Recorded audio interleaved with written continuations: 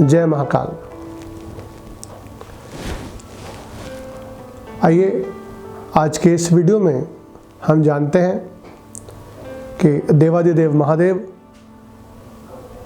जिनका महाशिवरात्रि का अति पावन व्रत पूजन आने वाला है, किस प्रकार से भगवान शंकर की शिव परिवार की पूजा करें, कैसे बाबा का आशीर्वाद पाएं और कैसे बाबा की कृपा हमारे परिवार पर भी हो।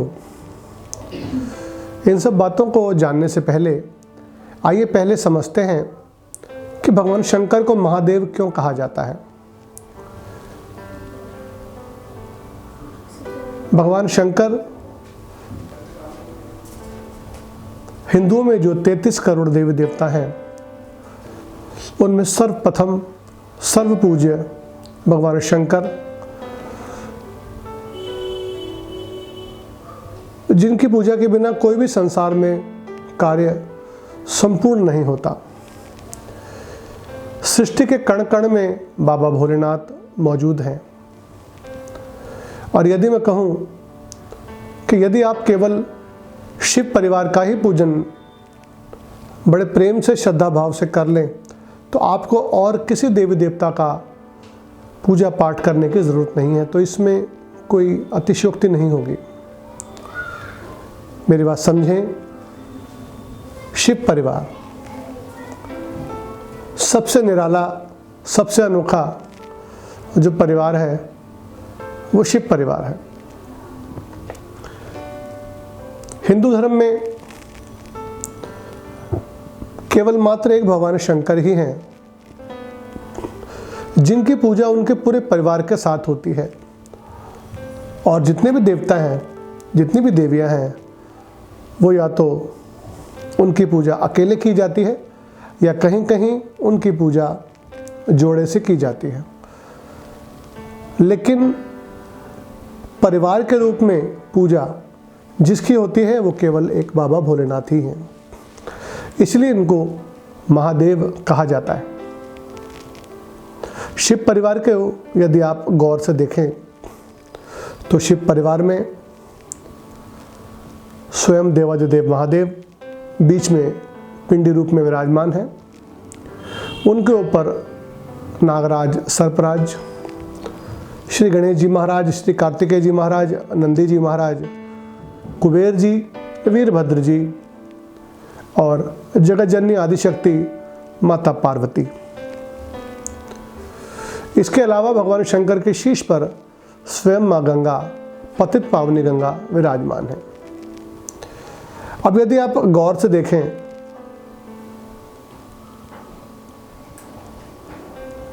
तो जो माता का वाहन सिंह है और जो भगवान शंकर का वाहन बैल है, उन दोनों में प्राकृतिक रूप से एक दूसरे से दुश्मनी है। शेर को यदि कोई बैल दिख जाए तो छोड़ता है क्या? वहीं भगवान कार्तिकेय जी का वाहन मोर और भगवान शंकर के मस्तक पर विराजमान सर्पराज, यदि मोर को सांप कहीं दिख जाए तो कहीं छोड़ता है। ऐसे ही भगवान शिव के मस्तक में विराजमान जो सर्पराज है, वो यदि गणेश जी के वाहन मूषकराज चूहे को देख ले तो वो भी नहीं छोड़ता। कहने का मतलब ये कि ये सब एक दूसरे के परस्पर विरोधी हैं, आपस में शत्रु हैं, लेकिन फिर भी यह बड़े प्रेम के साथ भगवान शंकर के चरणों में पड़े हैं। इससे एक बात समझ आती है और हम सबको समझनी भी चाहिए। यदि परिवार का मुखिया मजबूत हो, स्ट्रांग हो, तो बेशक आपस में एक दूसरे की लड़ाई भी है। क्योंकि देखिए, हर एक मनुष्य का स्वभाव, हर एक बच्चे का स्वभाव अलग होता है, इसमें कोई गलत बात नहीं है। हर एक की अपनी सोच होती है, तो कहीं ना कहीं कटुता आना स्वाभाविक ही है। लेकिन यदि घर का मुखिया मजबूत हो भगवान शंकर के जैसा, तो आपस में वैर वैमनस्य होते हुए भी सब बड़े प्रेम से रहते हैं। इसीलिए भगवान शंकर की पूजा में, बाबा की पूजा में परिवार के पूजन का महत्व अपने आप स्पष्ट हो जाता है। भगवान शंकर जो मृत्यु के देवता हैं, वहीं अकाल मृत्यु से बचाने वाले भी स्वयं बाबा महाकाल ही हैं।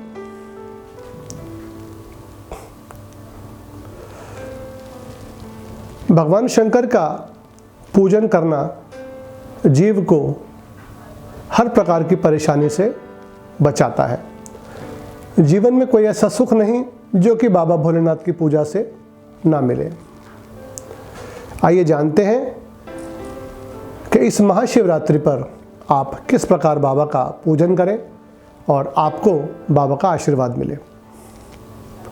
महाशिवरात्रि, ये महाशिवरात्रि क्यों है? इसको महाशिवरात्रि क्यों कहा जाता है? हर महीने में एक शिवरात्रि आती है, लेकिन जो फागुन मास में शिवरात्रि पड़ती है उसको महाशिवरात्रि के नाम से जाना जाता है। इस शिवरात्रि का बहुत महत्व है, इसलिए इसको महाशिवरात्रि कहा गया है। पुराणों की मान्यता के अनुसार भगवान शंकर का विवाह माता पार्वती से इसी शुभ दिवस हुआ था। और कहीं कहीं एक और कथा वर्णित है, वो आपको बताता हूँ। एक बार की बात है, भगवान ब्रह्मा जी और भगवान विष्णु के बीच ये विवाद छिड़ गया कि हम दोनों में से कौन ज़्यादा बलशाली है, कौन ज़्यादा बड़ा है। दोनों एक दूसरे से भयंकर युद्ध करने लगे। चारों दिशाओं में हाहाकार मच गया, हर ओर शोर त्राही त्राही होने लगी। तब भगवान ब्रह्मा जी ने ब्रह्मास्त्र निकाला और भगवान विष्णु ने सुदर्शन चक्र निकाला। ये दोनों महाप्रणनकारी अस्त्र शस्त्र हैं। यदि दोनों आपस में टकरा जाते तो सृष्टि संपूर्ण विनाश की ओर चली जाती। जैसे ही दोनों ने वह अस्त्र शस्त्र छोड़ने के लिए अपने हाथ खड़े किए, तभी बीच में एक विशाल शिवलिंग प्रकट हो गया।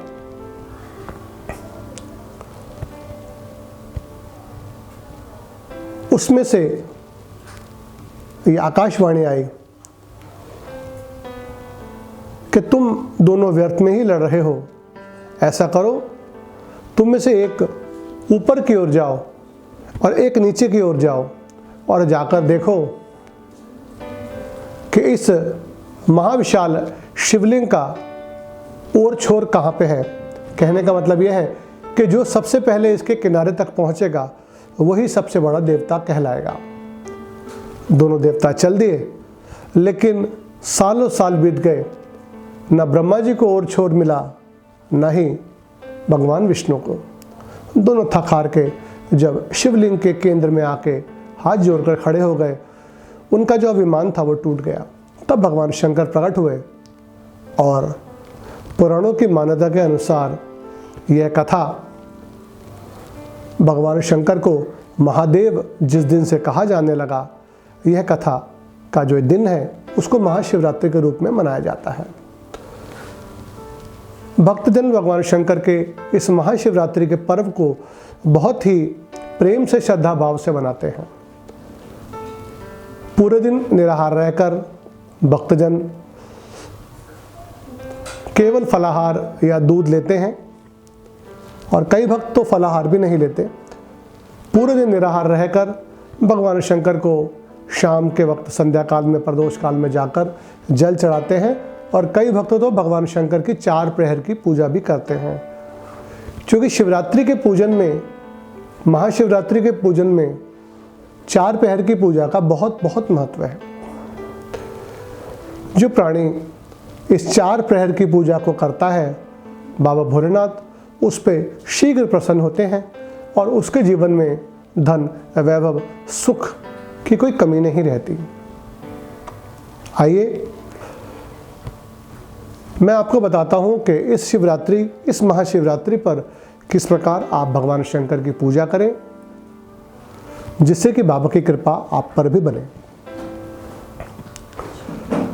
यदि आप बाबा का, भगवान शंकर का महाशिवरात्रि का व्रत रख सकते हैं तो बहुत अच्छा है, वरना आप केवल शाम के वक्त संध्या काल में बाबा के मंदिर में जाएं और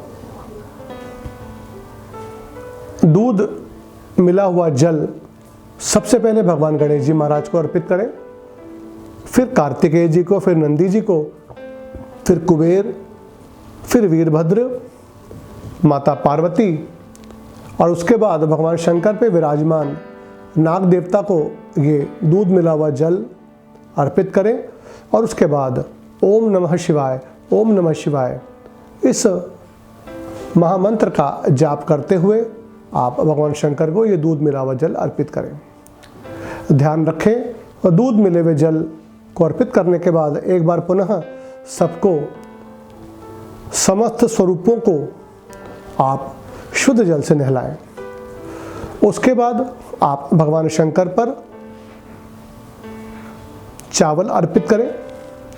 ध्यान रखें, शिव पूजन में या किसी भी देवी देवता के पूजन में चावल साबुत होने चाहिए, टूटे हुए चावल कभी भी नहीं चढ़ाने चाहिए। कहते हैं यदि टूटे हुए चावल आप चढ़ाते हैं तो उससे लक्ष्मी का नाश होता है। भगवान शंकर को चावल अर्पित करें। उसके बाद सब देव देवता के स्वरूपों को श्री गणेश जी महाराज से शुरू करके आप तिलक लगाएं, उनको फल अर्पित करें। यदि आप कोई वस्त्र या कोई रुमाल इत्यादि लाए हैं तो वो आप उनको अर्पित करें। यदि कोई मिष्टान आप लेके आए हैं तो वह भी गणेश जी महाराज को अर्पित करने के बाद आप भगवान शंकर को अर्पित करें। ध्यान रखें कि शिवालय की पिंडी पर, भगवान शिवलिंग पर चढ़ा हुआ जो भी प्रसाद है उसको आप उठाएं नहीं, क्योंकि भगवान शंकर का जो प्रसाद एक बार अर्पित हो जाता है वह वापस नहीं लिया जाता। केवल दो ही परिस्थितियों में आप शिवलिंग पर चढ़ा हुआ प्रसाद उठा सकते हैं। यदि वह शिवलिंग नर्मदेश्वर हो, अर्थात नर्मदा नदी से निकले हुए शिवलिंग हो, या भगवान शंकर के 12 ज्योतिर्लिंग हो। भगवान शंकर के जो 12 ज्योतिर्लिंग हैं उन पर यदि आप जल या प्रसाद चढ़ाते हैं तो वह आप प्रसाद रूप में ले सकते हैं, ऐसा ही नियम है। इसके अलावा किसी भी शिवलिंग पर चढ़ा हुआ जल या प्रसाद आपको नहीं लेना चाहिए। जल का छींटा आप लगा सकते हैं लेकिन प्रसाद या भोग न उठाएं। प्रसाद आपने अर्पित कर दिया, उसके बाद जो भी हार फूल आप लेके आए हैं भगवान शंकर को और गणेश जी महाराज को, सबको आप चढ़ाएं, नियम से चढ़ाएं। शिव जी की पूजा में ध्यान रखें कि उनकी पूजा का प्रारंभ जो होता है वह गणेश जी से शुरू होता है और भगवान शंकर पर समापन उसका होता है। यह बिल्कुल इस तरीके से ही है कि मान लीजिए आप अपने घर परिवार में बैठे हैं और आपका कोई मित्र आया है आपसे मिलने के लिए, या कोई जानकार आपका आया है और वो केवल आके आपसे ही राम राम करता है। आपके बच्चे बैठे हुए, पत्नी बैठी है, उनसे हाय हेलो नहीं करता, नमस्ते नहीं करता और सीधा आपसे आके बात करता है, तो आपको कैसा लगेगा? अच्छा नहीं लगेगा। इसी प्रकार से भगवान शंकर भी, यदि जो भक्त जाकर सीधा भगवान शंकर पे जल या दूध वगैरह चढ़ाते हैं तो बाबा को अच्छा नहीं लगता। और एक और गलती, सामान्य गलती जो हम लोग भगवान शंकर की पूजा में करते हैं, आपको बता देता हूँ। दूध का पैकेट खोला और उठा के दूध के पैकेट से ही भगवान शंकर को दूध वगैरह चढ़ाना शुरू कर दिया। भैया ऐसी गलतियाँ ना करो। एक लोटा मंदिर में मौजूद होता है या फिर एक लोटा लेके जाएं, बेशक वापस लेके आ जाए, लेकिन लोटे में ही दूध या जल चढ़ाकर भगवान शंकर को अर्पित करें। ध्यान रखें, ये बहुत बड़ी गलती है और ये गलती 90% लोग करते हैं। मान लीजिए आप किसी ऐसे स्थान पे हों, जैसे घर से बाहर गए हुए हों, वहाँ तो समझ में आता है और ये बात बाबा को भी समझ आती है, लेकिन यदि आसपास के शिवालय में ही आप ये नियम कर रहे हैं तो ये गलत कर रहे हैं। इस भूल को सुधार कीजिए। अभी तक मैंने आपको बताया कि किस प्रकार से बाबा को की पूजा करें, उनका ध्यान करें। ध्यान रखें, भगवान शंकर को सबसे प्रिय जो है वह राम नाम है। राम नाम की महिमा अपरंपार है और यदि आप नमः शिवाय, ओम नमः शिवाय ना बोलकर यदि राम नाम की माला से भगवान शंकर के ऊपर दूध, जल, पंचामृत आप चढ़ाएंगे, उसका जो फल आपको मिलेगा आप सोच भी नहीं सकते। आप केवल राम राम राम राम राम राम या राम राम राम राम राम राम राम राम राम राम राम राम इस तरीके से बोलकर 108 बार कंटिन्यू बोलें और भगवान शंकर को जो भी आपकी श्रद्धा है, चाहे आप जल चढ़ाएं, चाहे दूध मिला हुआ जल चढ़ाएं, चाहे पंचामृत अर्पित करें, इस तरीके से अर्पित करें, राम जी का नाम लेके करें।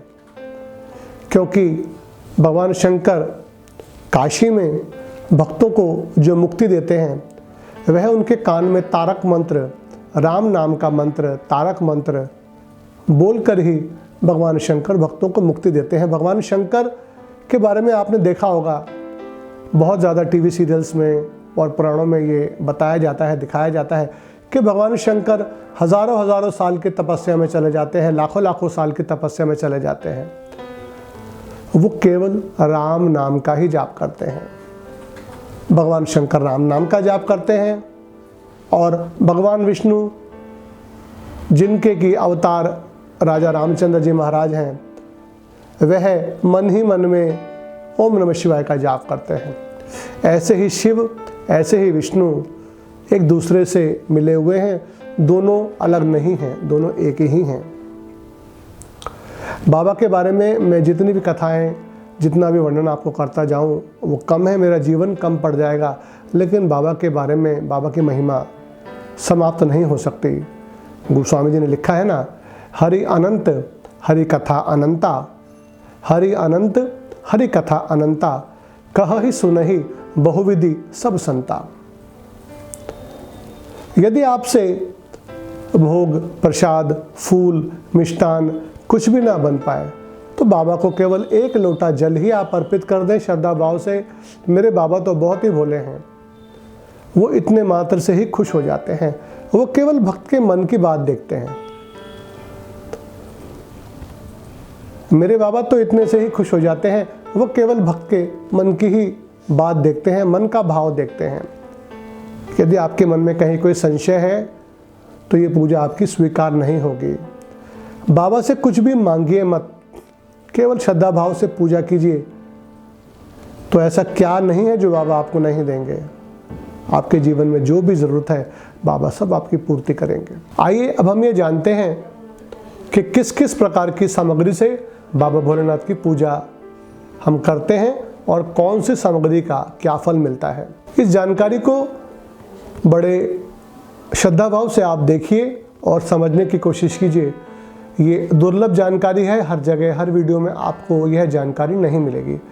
आइए हम ये जानते हैं कि बाबा को चढ़ाई जाने वाली किस सामग्री से किस चीज़ की प्राप्ति होती है।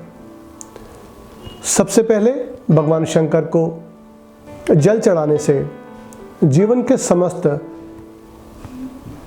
जो परेशानियां हैं, जो कष्ट हैं, वह दूर होते हैं और भगवान शंकर की कृपा प्राप्त होती है।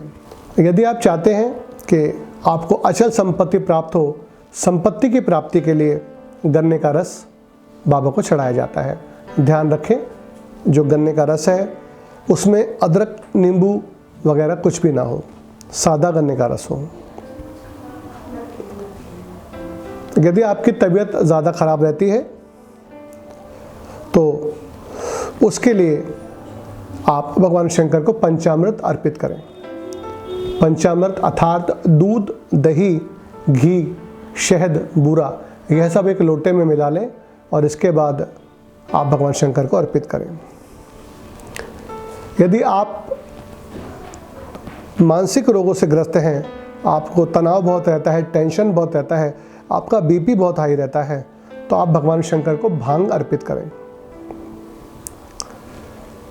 यदि आप चाहते हैं समाज में आपका मान, प्रतिष्ठा, सम्मान बढ़े, तो आप भगवान शंकर को चंदन अर्पित करें। चंदन को घिसकर भगवान शंकर को लगाएं। ऐसा करने से समाज में आपका मान सम्मान बढ़ेगा।